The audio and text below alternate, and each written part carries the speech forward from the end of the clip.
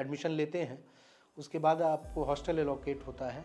Hostel allot होने के बाद आप देखते हैं कि आपके अगल बगल से लोग हर साल यूपीएससी क्लियर कर रहे हैं, तो वहाँ जाने के बाद आपको लगता है कि ये एक आसान अचीव करने लायक लक्ष्य है, जिसको थोड़ी सी मेहनत, थोड़ी सी स्ट्रेटजी और थोड़ी से भाग्य के कॉम्बिनेशन से आप भी अचीव कर सकते हैं।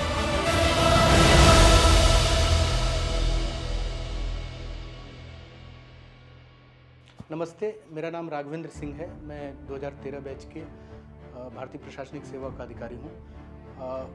मेरा कैडर मध्य प्रदेश है और मेरा जन्म जो है उत्तर प्रदेश का महाराजगंज ज़िला है, वहाँ हुआ है, जो कि गोरखपुर के बगल में आता है। बहुत सारे लोगों को इस बारे में जानकारी नहीं है महाराजगंज ज़िले के बारे में, तो इस वजह से मुझे गोरखपुर का भी जिक्र करना ज़रूरी लगा। इसके अतिरिक्त मेरी पढ़ाई लिखाई जो हुई है सिसवा बाज़ार से हुई है। सिसवा बाज़ार महाराजगंज ज़िले का एक छोटा सा शहर है और तो कक्षा 12वीं तक मेरी पढ़ाई वहाँ हुई है, चोकराज तुलसियान सरस्वती विद्या मंदिर में। उसके बाद ग्रेजुएशन जो है मेरा फिजिक्स केमिस्ट्री मैथ्स में डीएवी डिग्री कॉलेज है गोरखपुर विश्वविद्यालय से संबद्ध, गोरखपुर में ही आता है, वहाँ से हुई है। उसके बाद एमए और एमफिल पॉलिटिकल साइंस में मैंने किया है जवाहरलाल नेहरू विश्वविद्यालय नई दिल्ली से। एमफिल के बाद मैंने पीएचडी में एनरोल कराया था। पीएचडी जो है मेरा चल रहा था पॉलिटिकल साइंस में ही, तभी मेरा सिलेक्शन जो है भारतीय पुलिस सेवा के लिए 2012 में हुआ और उसके बाद फिर 2013 में मेरा चयन भारतीय प्रशासनिक सेवा के लिए हो गया। तो उसके बाद से मेरी पढ़ाई लिखाई के से मेरा कार्य जो है कार्य क्षेत्र बदल के सेवा क्षेत्र में आ गया। पीएचडी करने के दौरान मेरा चयन भारतीय पुलिस सेवा के लिए हुआ 2012 में। उसके बाद तुरंत 2013 में भारतीय प्रशासनिक सेवा में मेरा चयन हुआ। तो 2012 के बाद पीएचडी करने के दौरान ही मैंने पीएचडी जो एनरोल कराया था वहाँ से लीव लेके और भारतीय पुलिस सेवा ज्वाइन कर लिया। नेशनल पुलिस एकेडमी में प्रशिक्षण के दौरान ही मेरा चयन भारतीय प्रशासनिक सेवा के लिए हो गया। तो सितंबर 2013 से मैं ट्रेनिंग में भारतीय प्रशासनिक सेवा के लिए मसूरी शिफ्ट हो गया। उसके पश्चात भारतीय प्रशासनिक सेवा की मेरी प्रशिक्षण पूरी हुई। प्रशिक्षण पूरी होने के पश्चात मुझे बिहार कैडर एलोकेट किया गया। इस दौरान मेरा प्रशिक्षण मोतिहारी में हुआ।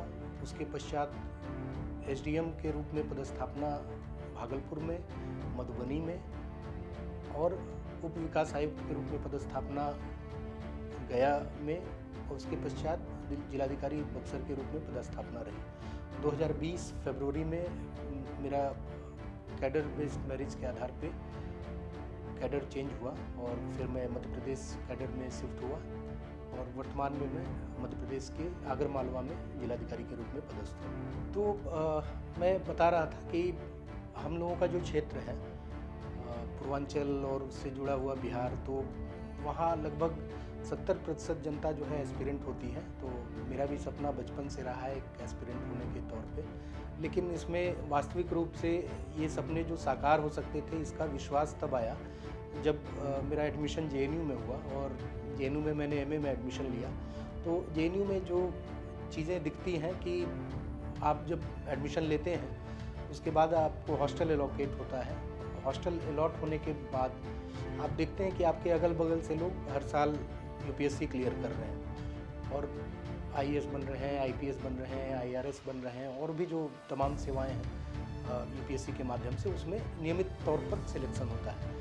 तो वहाँ जाने के बाद आपको लगता है कि ये एक आसान अचीव करने लायक लक्ष्य है, जिसको थोड़ी सी मेहनत, थोड़ी सी स्ट्रेटजी और थोड़ी से भाग्य के कॉम्बिनेशन से आप भी अचीव कर सकते हैं। तो सपने जो हैं एस्पिरेंट के ये साकार हो सकते हैं, इसका मुझे यकीन हुआ जेएनयू जाने के बाद और उसके बाद उस दिशा में मैंने मेहनत करना प्रारंभ किया। ये विश्वास हुआ कि जब सभी लोगों का हो सकता है यहाँ से इतने सारे लोगों का, तो हम भी अगर थोड़ा सा मेहनत करें, थोड़ा सा स्ट्रेटजी फॉलो करें तो सिलेक्शन हो सकता है। तो जेएनयू का एक बहुत बड़ा रोल रहा है मेरे सिलेक्शन में, एक एकेडमिक एनवायरनमेंट उपलब्ध कराने में, पढ़ाई लिखाई करने में। जेएनयू की लाइब्रेरी बहुत समृद्ध है, उसका मुझे बहुत लाभ मिला और इसके साथ ही साथ वहाँ के सीनियर्स का जो लगातार सेवाएं निकाल रहे थे, दोस्तों का जो वहाँ पे तैयारी कर रहे थे उन सभी का भी बहुत ही सहयोग मिला और इसके माध्यम से मेरा भी एग्ज़ाम क्लियर हुआ।